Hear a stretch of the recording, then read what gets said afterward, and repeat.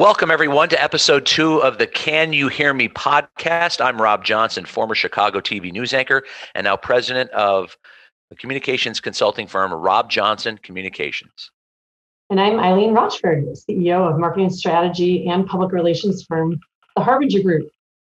We created Can You Hear Me because we both have a passion for communications, and I mean really good communications. But we saw the growing need for C-suite level leadership and other executives to frankly just be better at it. And so that's why we're here with you today. And we will be joined by a man who knows all about this, former Edelman Global Crisis and Risk Lead, Harlan Loeb. He's now Senior Managing Director at Argyle, USA. Harlan's a recognized expert in crisis and reputational risk management.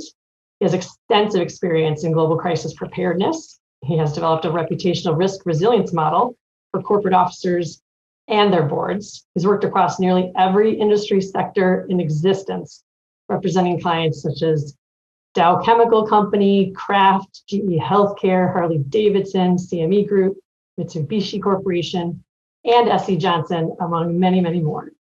He's licensed to the bar in Illinois and Wisconsin. He's practiced law with Gottfried and Kahn, and then as regional counsel for the ADL.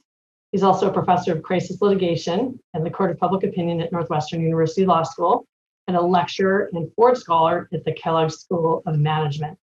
Finally, I'll just say, Harlan is someone for whom I have the utmost respect, not only for his incredible intellect and vast knowledge of everything reputation, but also for his character and his decency. He's truly just one of my very favorite people, someone I admire deeply and I continue to learn from to this day. So I'm thrilled that he's here today with us, Rob. Really excited about this. We're very lucky to have you, Harlan, and it's great to be with you. So here's a question for you. Who do you trust? Or more directly, who don't you trust? The erosion of trust in our institutions isn't a recent occurrence. It's been trending slowly in this direction for a very long time. The issue is that public trust is eroded in our social institutions, such as government, business, non-government organizations, NGOs, and the media. In fact, the 2021 Edelman Trust Barometer, a study published annually by global communications firm Edelman, unveiled its findings recently after conducting more than 33,000 online surveys in 28 countries between October and November of 2020. And I gotta say, Rob, the 2021 Edelman Trust Barometer findings just scared the crap out of me. Totally honestly. To quote this report, the findings reveal, quote, a new era of information bankruptcy and a trust ecosystem unable to confront it. And further, it says, in the United States, 57% of us believe our country is in the midst of a cold civil war. It's also worth noting here that our trust, meaning us as Americans of our own US government, dropped another 5 points just between May 2020 and January 2021 from what was already a ridiculously low level. So this is bad. I mean, really bad. And here's why. When people in a society lose trust in their institutions and in each other, the nation collapses. So what we're discussing today is of the utmost importance to every one of us, at every company, institution, organization, person. It's incredibly important. I just want to add, to put a point on it, that the CEO of Edelman, Richard Edelman, he wrote this essay that accompanied the release of their 2020 report, and here's how he put it. The urgent issues confronting society require a knowledgeable public able to make choices based on unbiased information, not fear, compulsion, or conspiracy theories. Every institution must play its part in restoring facts to their rightful place at the center of public discourse as the essential step to emerging from information bankruptcy. So that really puts that fine point on the severity of this current state of affairs. No, and you can see that it's just trending in the wrong direction. Now, before we dive deeper, let's define two terms that you may hear and have heard frequently: misinformation and disinformation. According to dictionary.com, misinformation is false information that is spread regardless of intent to mislead. So you may do it unintentionally, but you still mislead people. Today, misinformation spreads very easily thanks to technology, of course, on social media. Users have shared story after story without checking if they were true, and many times they are not true. Misinformation was dictionary.com's word of the year back in 2018. Misinformation was top of mind that year with governments, businesses, and the broader culture grappling with how to stop dangerous misinformation, which then can become disinformation. Eileen? And disinformation is defined by dictionary.com is, quote, false information and a hostile act of tactical political subversion. It is also used more generally, to mean deliberately misleading or biased information, manipulated narrative or facts, or propaganda. So disinformation is knowingly spreading misinformation. So I think this is a perfect time to bring in my longtime friend and corporate communications expert, Mr. Harlan Loeb. Harlan, thank you for this today. Thank you for having me. I am honored and humbled. Oh well. And I'm also a bit of a refugee from the Trust Barometer, having been at Edelman for 11 years working on that. And it seemed like the news kept getting more challenging, to put it euphemistically. I can only imagine. I mean, you've been at the heart of this data collection and analysis for a long, long time. And now you're with Argyle, but you're still seeing the data come out. I'm sure it's very concerning to you as it is to the rest of us. And I want to ask Harlan, I'm sure you've seen this whole thing kind of coming down the pike over the past decade or more. Can you tell us, from your perspective, what's driving these sometimes massive disinformation campaigns? And really, how does all of it affect trust and distrust? Sure. So, it's been in the works for quite a long time, and I use this phrase a lot, so I'll just tee it up now. And that is the erosion of the sanctity of facts. Facts now are optional, and you can create your own fact set with whatever tropes you feel convey your message, or convey your anger, or convey whatever the sentiment and emotion of the day might be. So it's been good. It's been in the works for quite some time, and it well predates two presidencies, actually. So as I look at it, or I start thinking about it, the if you remember the movie, and both of you might be too young to remember the movie, Good Morning Vietnam, in which Robin Williams. We're not that young. We're not that young. It's a great movie. Great movie. It is an excellent movie, and if you remember, obviously Robin Williams is this dynamic morning host for the military, and he has, if you look in the background, these two, and I think they almost, in my mind, as I look, kind of trace back in my mind, it looked like they were twins, but the fact checkers that were kind of sitting in another room and kept Xing out what he wanted to say. So most of what he had to say was censored and scripted by the military, so that the Vietnam War was portrayed in exactly the terms that the generals wanted to convey. And I think that that's where we are right now, is that we have somebody on high in different ways kind of scripting the narrative. And instead of it being one person, it's everybody. And so as I look at the social crisis, really, that has unknown dimension now and has vicious consequences, the rampant kind of polarization and native populism completely, really, it erodes any notion of the sanctity of facts. As you well know, the social media, the deep web, has profoundly divided this country. Social media is, from the data that I've looked at, the largest source, not only of misinformation and disinformation, but of pick your own facts. And the addiction that many of us have, if not all of us have, to the web and to the kinds of things that we look at and so forth, really in known and unknown ways, is really changing our brain chemistry. And that, for me, is extraordinarily frightening. And as I said, the populist narratives really, they well precede our most recent president, who certainly aided and abetted the proliferation of exactly what we're talking about. But as we've been talking about, it was 10 years in the making. And so as we look at our societal institutions, even the military, which has historically been the most trusted entity that we have, is down considerably in trust. And other institutions, the Supreme Court, for example, is still a trusted entity on the higher end of the data on trust, but it's still down 23% last I checked from where it was at its high. So we're just in a profoundly distrusting society.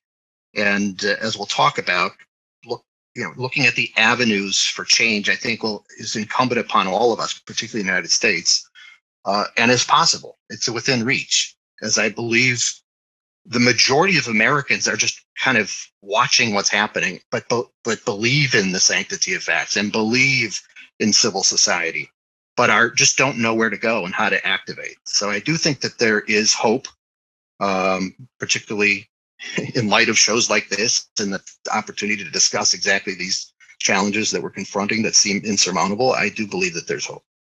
That's good to hear. And you've heard us define a couple of terms already. We also want to define mistrust and distrust, which are basically synonyms with similar meanings. We mentioned a minute ago about the erosion of trust in social institutions such as government, business, NGOs, and the media. Let's focus on business here. And Harlan, what are the implications of distrust on businesses? How can it hurt their bottom line?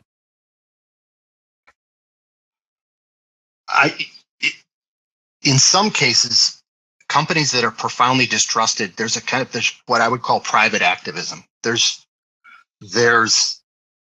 individuals and organizations and population sets that will look for the alternative. So if let's say you're looking at big box shopping, and if you profoundly distrust, I don't want to say the name of a company, but I will, if you profoundly distrust Safeway, you may go to Walmart.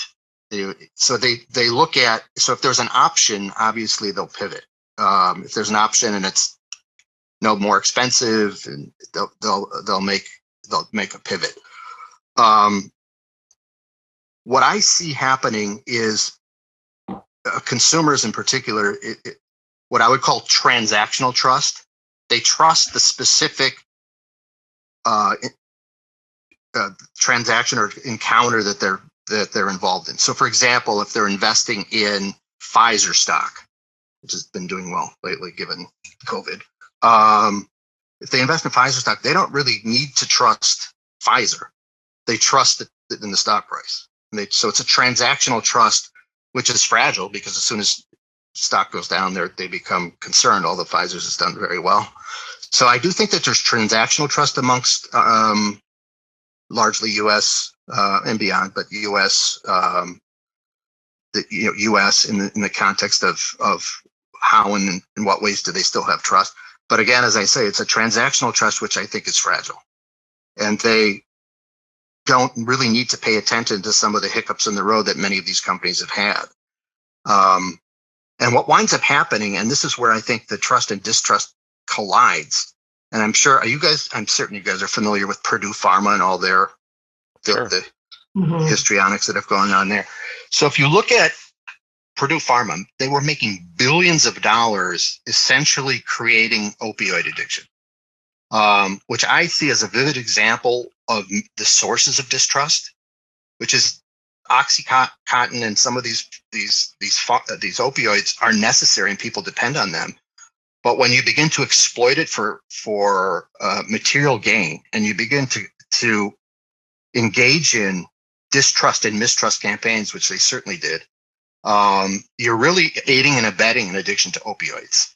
But where distrust is created or mistrust, both, is that they're filing for bankruptcy and absolving themselves of any penalties and protracted litigation.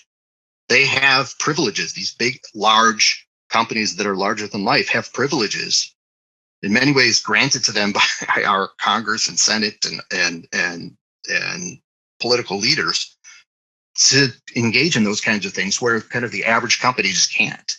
So you have government-enabled privileges and loopholes that the rest of our society doesn't have, which is aiding and abetting, as I've said, and contributing materially to distrust, because it's not a level playing field. And so as you look at that example, and it's just one of many, our largest institutions, which are the backbone of at least our financial system, are play by special rules and live in a neighborhood that only 5% of us can ever touch. So that's a really interesting observation, Harlan. You're starting to tell me more about the next thing that I wanted to ask you, which really is specifically about barriers to trust right now in this day and age, kind of across the board, building off of the facts and figures we shared from the Edelman Trust Barometer about why people were less trusting these institutions. You're starting to get at that. The actual barriers. Can you tell us about other barriers similar to the two that you've cited thus far? This is a very big topic, I think, that there have to be additional barriers. It's a great question, and one I think about all the time, and I keep relitigating what the right answer or on-ramp is. So I do think it's about barriers, but it's also about the lack of greater social connectedness and durable structures for our kind of social engagement and social life. So, for example, we have little, like, I don't want to say many communities, family, friends, a circle of trust because of we're social by design as human beings. And so we have those communities and we have those relationships. So, for example, if you look at business, the Starbucks near me, there's an affinity that I have and that we all have for wherever we are. And I know, Rob, you don't drink coffee, but you can there are other options. There's affinity plays all over the place. You see affinity for companies, for the people that work at a particular company. So I do think that there's hope in terms of connectedness what I would say at community level associations with business, community connectedness with the jewel that we have 2 blocks away and the people that work there. So I do think that there is connectedness and reason for hope as it relates to what I would say mini community structures, business structures, social structures, and so forth, where we have abandoned our way and given shape to the populists, to those that have their own agenda. That continues to be disturbing. But where I see hope and we experience it, in client relationships and all kinds of connectedness, whether it's clients, whether it's social activity, whether it's whatever it is. There are people by design crave concrete meaning, purpose, and identity, both individually and collectively. So I do think that we do see that. I'm a big fan of David Brooks, so I cite him often. What David Brooks has said, and it's said well, I think, is that American life is really an open space and a space not filled with individuals. If we're failing to foster belonging, legitimacy, and trust, what we're confronting is a failure in our largest institutions.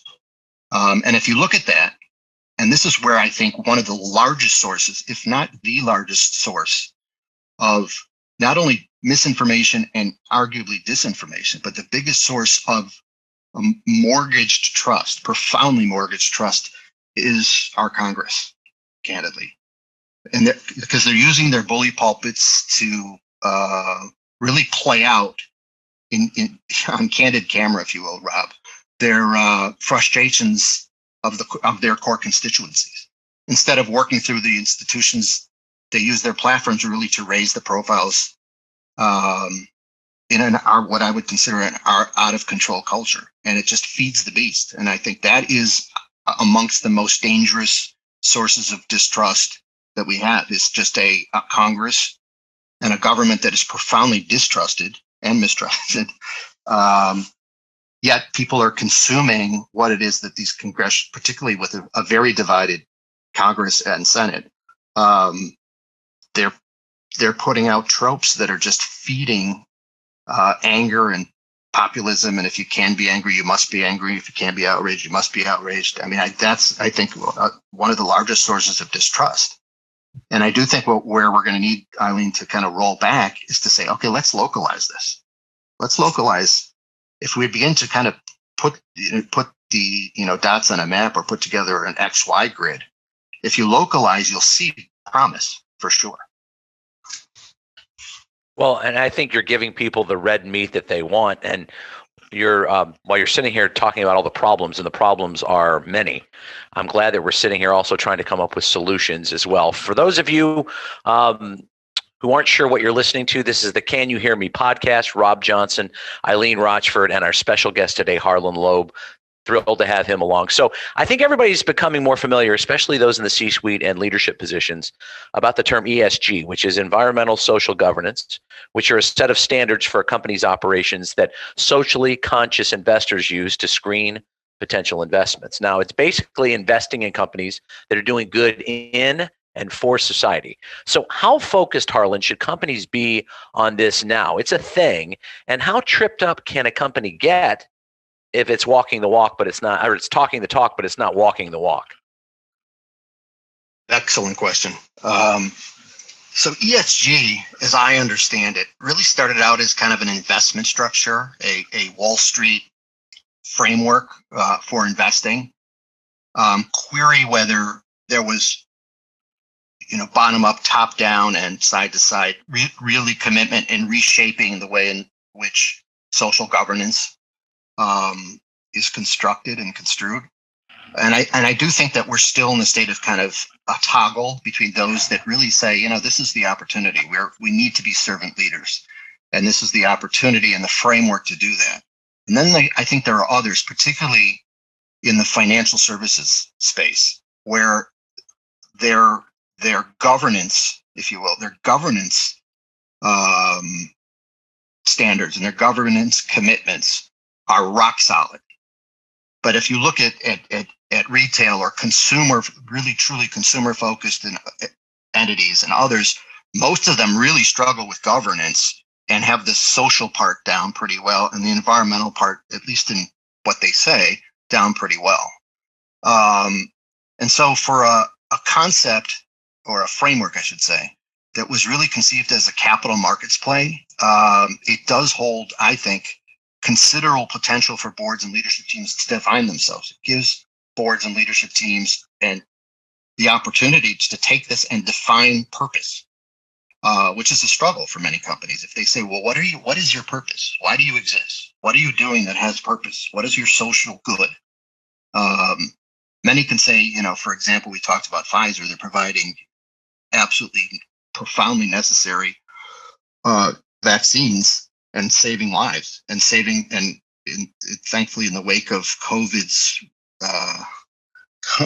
erosion, we are, the beneficiaries of a life-saving vaccine.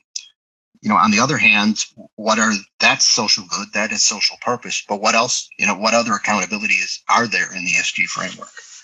So I think companies are really grappling with it, and it depends. As we say in the law, you take your plaintiffs where you find them. I think some companies are many, in fact, one we're working with right now, are really struggling. They're walking, to use your phrase, Rob, they're walking and talking at the same time, but not sure which is which. And so I think particularly in financial services, they're still struggling to define purpose because of the transactional nature of many financial service firms and banks. I would include in that. So I think we're on the right path. I don't think there's sufficient clarity, and I think everybody's looking for this and trying to find who has clarity, who is the genie, in the bottle that we need to pull out to help us really define and animate what E, S, and G mean in each of their silos individually and collectively what they mean, and define that and help companies find their Klieg light to direct them in the ways in which they need to go in order to really create an ESG plan that's not investment based only, that helps them define who they are as companies and create identity in ways which I think are absolutely critical. I'm curious, Harlan, is there an example that you could give us, maybe of a company or an institution that has or had good ESG intentions, but poor execution and that the execution that was so poor harmed them reputationally?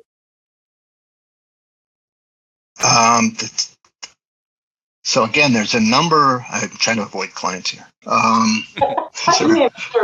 There's so many clients. It has to take a while to like, okay, how do I go down the list there?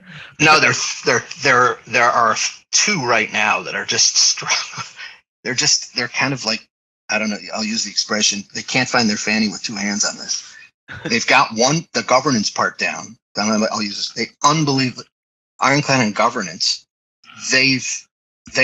It's an Illinois-based company, just to keep us in the same jurisdiction.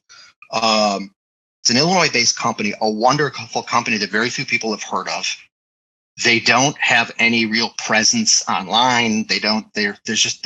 So they're very good on the governance front because they know it well and they're transactionally minded. They have no idea what ENS mean, and literally none. And thankfully we have experts in the space. Here in the U.S. and in Canada. The woman in Canada actually grew up in Baltimore, so she has insights on both sides of the fence. And they're struggling. They've never had a construct like this. There's no context for them in the E and the S part. And until recently, when they were asked the question as whether or not they would underwrite drilling in the Arctic and in Alaska, they weren't, no one was taking out policies or anything like that. But the open question was, and it's obviously a contentious question, would you support even profoundly necessary drilling up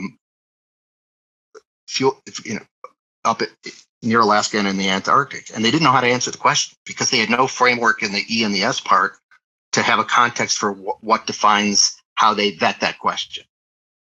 And so we've been working with them to try to, for now, because they're not underwriting that, and they're not been asked to, they're able to put out what I would say a fairly prosaic holding statement. But it's something they need to grapple with, and we keep pushing them. You've got a great opportunity here because you're not on the hot seat just yet to begin to create a framework for answering that question. Answering the question as to what are your guardrails for financing and issuing policies on those kinds of things. And it's been fascinating because they'll engage with us, but then they get a bit overwhelmed and they kind of push back. And this, I say with all affinity for lawyers, it's being run by their general counsel. The general counsel is running, which tells you everything you need to know. And a wonderful lawyer, it has nothing to do with that, is running the ESG program. It shouldn't, that's fine to have the lawyer involved, but they need the people with the social intuition, which many financial firms just don't have. That's just not in the DNA historically of financial services. So it's a great opportunity for them because they're one of the more successful companies that no one's ever heard of. Their investors, the investors are huge. It's State Street, it's Mr. Fink's firm. I'm forgetting the huge firm in New York. They've got almost half of their shares are held by huge companies like State Street and Vanguard, and it'll come to me in a second company, and all of them very committed to ESG, but reasons unknown. I mean, that they all are playing in the ESG space, particularly Mr. Fink, but query what it actually means. Well, I think you bring up a great point, Harlan, because I know when I'm giving advice to some of my clients and they're letting everything I would always say, bounce that off the lawyers. That's the smartest thing. That doesn't mean let the lawyers run the whole show, because their sensibilities and the sensibilities of other people in the C-suite are not always aligned. They're partially aligned, but they're not always aligned. So let's make sure we differentiate between handling a crisis of a company's making and reputational resilience, which would be in part weathering a disinformation storm that would be out there. So Harlan, what do CEOs need to be thinking about when it comes to these? What, a disinformation storm? Yeah. Well, also, I mean, listen, I was sort of differentiating between, okay, you have a crisis, you have to deal with it. That's one thing, and it happened because of something at the company. And then there is what other people are saying about you that may not be true. The disinformation storm that you just referenced. How does a CEO, how does a leader deal with that? Carefully, carefully and constructively. I would, to use the alliterative terms. Maybe long before it actually happens. Yeah. So right, exactly, and it's a good point, Eileen. So I think the disinformation or misinformation, usually, they should be the first, and hopefully are. Many companies are the first to see kind of the I guess the embers, the kind of dull flame that's kind of growing. The monitoring, the analytics, the kinds of things that companies are using now, and it's becoming far more affordable and far better on analytics. They all see it. They see those kinds of things, assuming that they're not the source of it themselves, which that's a whole nother question. And it's unfortunately, there's a lot going on in that space too, but they see it well before anybody else does. So they see kind of the fuse kind of being lit. And so I always say servant leadership, transparency, candor, and proactive engagement, particularly on bad news. And I use a litigation context for that. If you're in litigation and you have the opportunity to speak first, and there is really bad news, there is a kind of a cancerous part of your case. Define it on your terms. Get it out there on your terms and define it. Take the oxygen out of the issue, not entirely, but frame it in your terms. So make it clear to the make it clear to the jury, make it clear in your early pleadings. This is a lot of lawyers just would be afraid to do this, but the good ones aren't, because the good lawyers are really strategists, and lawyers second, strategists first, and they're outstanding. So define the issues on your terms as best you can. So those companies just are afraid to do that, because most CEOs, boards are a little different now, but most chairmen and CEOs are absolutely petrified of the unknown. They crave predictability and certainty with such, with almost like your nails going into wrought iron. And so what we've pushed companies to do over and over again, and we've had greater success, ironically, as everything is known no matter what. So you need to get out there because it's going to get out there. So servant leadership, transparency, accountability, define the issues, as we say in the law, candor to the tribunal, own your mistakes, and provide clarity and direction on what you're going to do. Here's what's to it. And I think if you look at United Airlines, and I worked on this with a big team in the early days, when, if you recall, and it was covered, I'm sure, Rob, you covered this, but when United Airlines on one of the flights out of Chicago had to exit a passenger who did not take well to being exited. And that situation was not handled as nicely as it can. And United, out of the gate, pun intended, out of the gate, didn't handle it well. It didn't get to Oscar Munoz quickly enough. It was handled by somebody lower in the ranks, and they had an opportunity to own a mistake, and they absolutely blew it. They then owned it in ways in which servant leadership operates at its best, where Oscar just owned it. Unfortunately, he had a heart attack in the middle of it all, or a heart episode. And that's when I got involved. But over the year and a half, United just turned it around completely, owned their mistakes, were completely, profoundly candid, and their performance up until COVID for all airlines, but their performance and reputation went up. It was down obviously in the wake of that, but it went up higher than it was before the passenger exiting. So if begin to operate and kind of owning your mistakes, don't hide behind the lawyers, don't do any of those kinds of things. Own your mistakes. To build trust, you have to own your issues and own your challenges and be very clear and transparent about it and interactive. Most companies, and again, and their leaders are petrified because they lose control when they do that. So Harlan, I'm really curious, you're talking about responding, how a company can respond well when confronted with a situation that obviously they were not prepared for at all. But absent of that, in the normal course of business, what should companies be doing to kind of fill their trust bank, build reputational resilience in this current environment? What advice do you have on that? Ask the right questions. Look at your stakeholder set, both, full stakeholder set. And again, for each company, it's a different nuance, and stakeholders means a lot of things in a lot of different ways. But engage with your audiences, engage with your stakeholders before they seek you out. So for example, we were talking about ESG. If you were to look at that, what do they think? What do they think about, and whether it could be shareholders, it could be your top shareholders. What do you think about ESG? What do you think about our approach?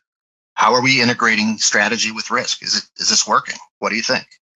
And not just the board. Don't just rely on the board. You look at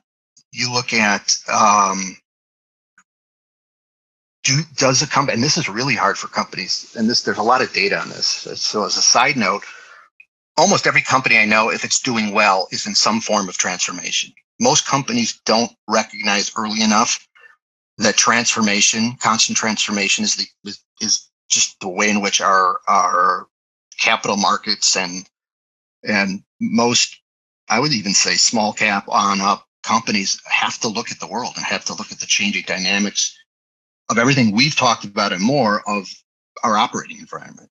So engaging with those who really give you license and enable your existence and enable your profitability, enable your brand value and your brand profile. What are they thinking, and what can they contribute to your transformation efforts? And so I don't think companies do I shouldn't say companies. Most companies don't do a particularly good job of surveying, if you will, their constituents to get a sense, back in the old days of good governance in Washington, to get a sense of what their constituents think and what they need and where their sentiments are and so forth. So that's where I think companies have to engage as citizens, if you will, co-citizens with with our citizenry. And I just don't see that happening with the dimension and kind of connectedness that needs to happen. And the irony of it all is, given all the instability, the distrust, all the things that we're encountering right now, and that if you can be outraged, you must be outraged, and there's no side but my side.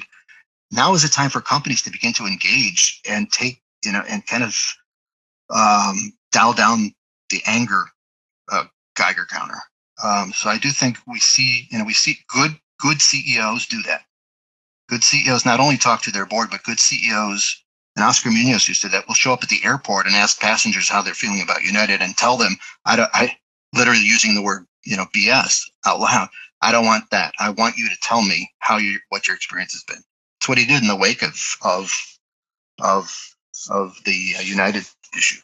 And so, you know what? I'm glad you're bringing it up, Harlan, because the United thing was very high profile, and I think a lot of people, not only in the media but also communications professionals, were sitting there thinking, "Why did it take them so long to get it right?" Because once they got it right, to your point, it was like, that's the way you're supposed to do it. But on the front end, they're a big corporation, which leads me sort of to my next question here. And I'm not trying to make this sound self-serving for all of us who, this podcast is not an exercise in business development.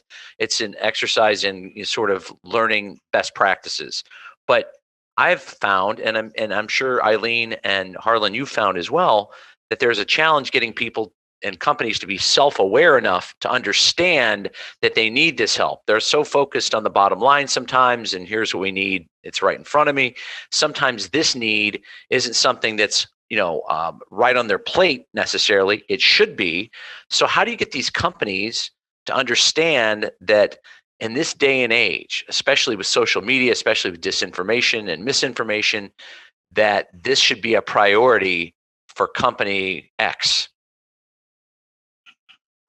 I think it kind of harkens back to what I was saying a bit earlier, I think, and eager to get your thoughts. I think it's kind of the shoe leather campaign, that I remember when I spent 2 years before going to law school. I'm sorry, a year and a half before going to law school, working on a campaign for a congressman in Milwaukee that was running for U.S. Senate. I wound up backing out when Herb Kohl got into the race and could outspend him by 10-fold. And I just watched how he engaged. He didn't believe in opportunity cost. He believed that if he could show up to an event in pick a place in Wisconsin, like in Racine. In Racine, thank you.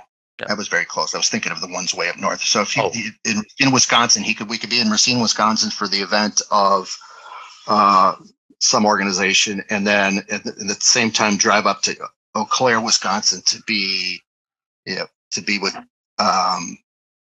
Obie, Congressman Obie the next day or that evening. So he didn't really know the definition of opportunity cost.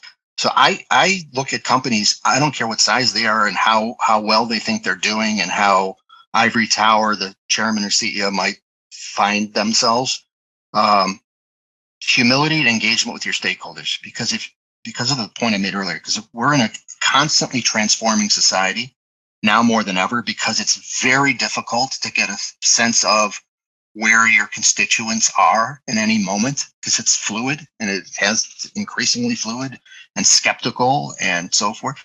But creating that kind of connectivity is essential. It's absolutely essential, no matter how big you are, because all it takes is a kind of Purdue Pharma type bad bet, or thinking that they're larger than life, which a lot of these institutions unfortunately do, either willingly or not, is to get a sense of what your core constituents want and how it's fluid and what's changing. And again, I don't know that leadership teams are equipped to do that. They don't know who's the person who does that and how do they do it, which seems very kind of basic.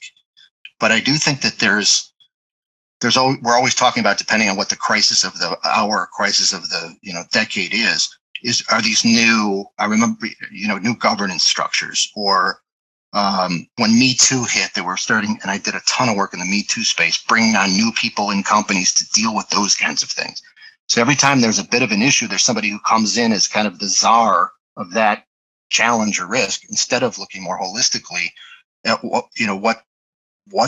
where are the opportunities and where are we falling short. And it just, I think they've outgrown, or they feel that they have outgrown any sense of kind of interconnectedness and engagement. And I think that's profoundly dangerous. It's been going on forever, but now there's a real referendum in play right now, because you can't trust, and it goes back to where we started, almost all societal institutions at this point. So make it personal. Well, this is great stuff, Harlan, and we can't thank you enough. I mean, we've gotten into misinformation, disinformation, mistrust, distrust, reputational resilience, ESG, a lot of topics that we've talked about today. Are there any final thoughts that you have as we wrap this thing up today? I've been blessed, and the two of you are part of this, to have people to know almost everybody. I want to say everybody I know, but most of the people with whom I engage, and I'm certain it's true for the both of you, really believe in purpose, really believe in the sanctity of facts and the sanctity of integrity and the sanctity of purpose. And I think the majority of Americans live their lives, whether it's from a religious perspective or a social perspective, in principle directed ways. I think our government has done us a great disservice, but our communities, for the most part, despite what's going on in neighborhoods with shootings and so forth, but the majority, and people are taking positions on that, the majority of us are well-intended, want to live wholesome, fulsome lives, and are committed to purpose, integrity, and doing the right thing. Where we're falling short is how do we in this age of, and this is the irony, age of greater connectivity to everything than we've ever had, we've been profoundly distracted by that connectivity because it's not the right form of connectivity. It's transactional connectivity. It's momentary connectivity. It's like that, and I don't even know, my kids use it, where you can type something out and it disappears within 30 seconds so nobody can trace it. We live in that world. And I do think, Snapchat, thank you. So I do think that we need to, we kind of got to dig down and build community kind of, as I say, locally, because I do think that we can get beyond this, but it will take a lot of effort to hold Congress accountable, and to hold other institutions that are just going outside the lines, if you will, to hold them accountable. You can't let, in my mind, a Purdue Pharma file for bankruptcy to avoid litigation and to avoid accountability. Somebody's got to step in there and say, no, that's not happening. We're not going to allow it. That's not a democratic society. That's not a civil society that allows a big company like that that's made billions at the expense of a lot of people who've died from overdosing on opioids. That's not accountability. That's arguably criminal behavior.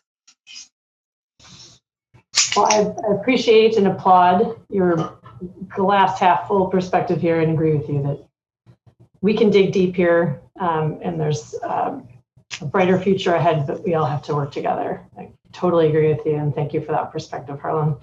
And thank you for extraordinary, please go ahead. I think we have to believe in people. I don't know what choice we have. And they're, I've been blessed, and I'm certain you have too, most of the people I know are people of integrity and purpose and conviction. And while we're all trying to lead lives in a very, very busy, disconnected environment, I think as we look at our kind of local institutions, whether they're religious or social or educational, professional circles, there's a lot of psychic income out there.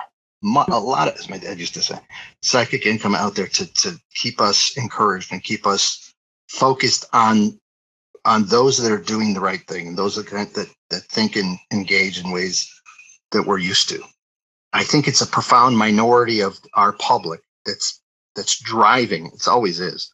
That is driving, much like Europe in the 1930s and 40s, a very small public that's driving everything, and we need to address that.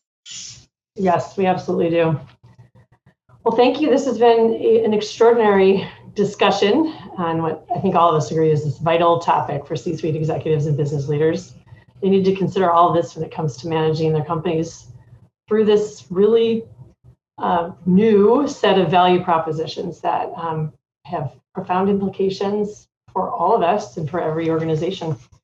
I'm Eileen Rochford, CEO of the Harbinger Group. Thanks for joining us for another episode of Can You Hear Me? And I'm Rob Johnson, president of Rob Johnson Communications. Coming up on the next episode of Can You Hear Me? Diversity, equity, and inclusion, DEI. It's become a major focus of most corporations, but if you want to weigh in, what will you have to do to satisfy your customers, your clients, and your employees? We'll dig into that on the next episode of Can You Hear Me? We hope you'll join us then, and we thank you for joining us today. And thank you for being with us, Harlan. My pleasure. It was a Harlan. privilege. Great to have you, Harlan. Thanks. Thank you.